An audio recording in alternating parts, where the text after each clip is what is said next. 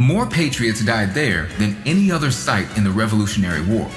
But Valley Forge wasn't a battle. It was a winter encampment.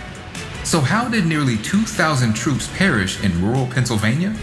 And how, despite these losses, did the Continental Army end the winter in better fighting form?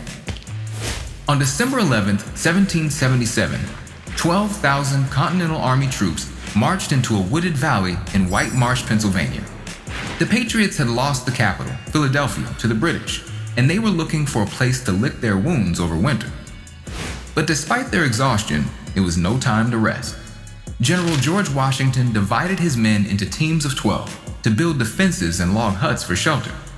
They were a diverse force, including free black men, enslaved people, and many Oneida and Tuscarora tribal allies.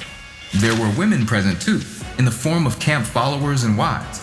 Even Martha Washington spent the winter with her husband. Together they built around 2,000 huts over 11 miles of terrain, making Valley Forge the colony's fourth largest settlement. But it certainly wasn't a prosperous city. Many men lacked basic clothes, but the biggest problem was food shortages.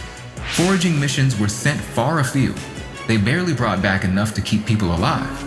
One Native American woman, Polly Cooper, taught soldiers how to make soup from corn husks. Many were too weak to survive the deadly illnesses that circulated in the camp: typhus, scurvy, dysentery, and smallpox.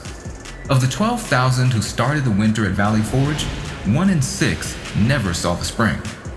But for the generals, the camp was about more than just surviving. The Continentals were still in need of training. The solution to this came in the unlikely form of Baron Friedrich von Steuben. He'd been a drill master in the Prussian army, and his training transformed the Patriots into disciplined troops, able to hold formation in the chaos of battle. Legend has it that Valley Forge was the harshest of winters, but it was relatively mild.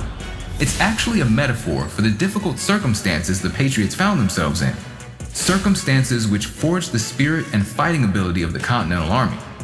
So when they marched out of the camp in the spring, they were more than ready to face the British for another season of battle.